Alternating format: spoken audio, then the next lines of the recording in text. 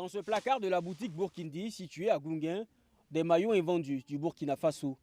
Depuis l'élimination des étalons en huitième de finale de la Coupe d'Afrique des Nations, l'engouement populaire a pris un coup.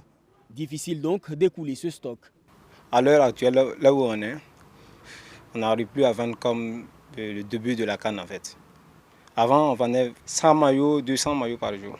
Bon, à vendre 20 maillots. Hein. Dans le même quartier, Joli Sport, spécialisé dans la confection d'équipements sportifs, connaît une situation plus compliquée. Les étalons ont déjà quitté la compétition, alors qu'un important lot de marchandises est encore en attente. Ça est toujours là-bas, on n'a pas pu récupérer. Voilà, il y a d'autres qui avaient pu mettre les impressions. Le nouveau modèle qui est sorti pour les maillots des étalons, voilà, lui il met l'impression et puis nous on récupère, on fait le montage.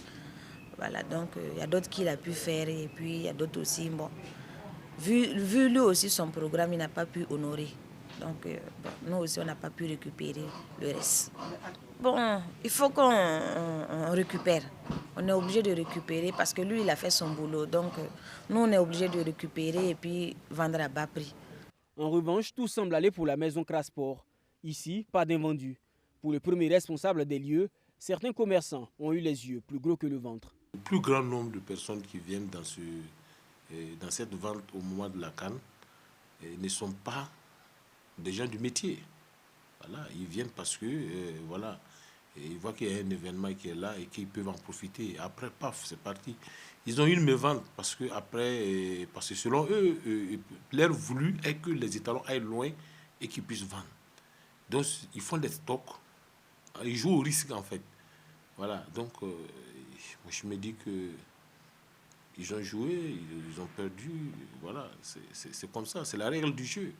Voilà. Pour rentabiliser, certains commerçants envisagent de lancer les soldes avant la saison. Voilà, on a s'est préparé pour les cannes, on a payé beaucoup de maillots, mais malheureusement que ça n'est pas réussi comme on veut. Voilà, l'étalon n'est pas couvert travailler ce qu'on veut. Donc le maillot est resté beaucoup chez nous.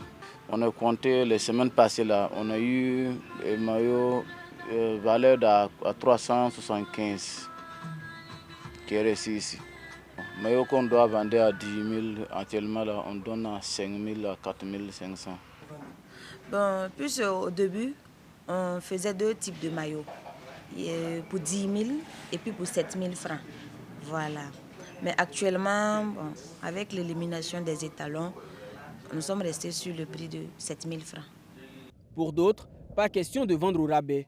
Ils espèrent tout écouler, même si cela prendra un peu plus de temps. On ne peut pas parler de perte en tant que tel, mais avec une petite déception en tout cas. Mais malgré tout, on rend grâce à Dieu pour ce qu'on a eu à produire et ce qu'on a eu à vendre.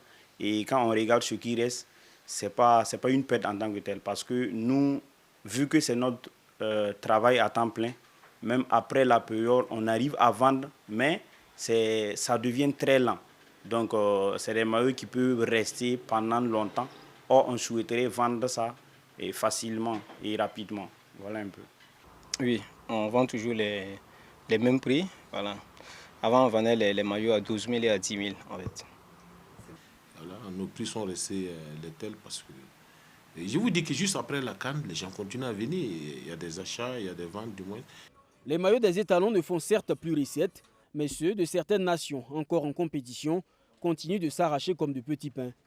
Une aubaine que tous les vendeurs ont décidé de saisir.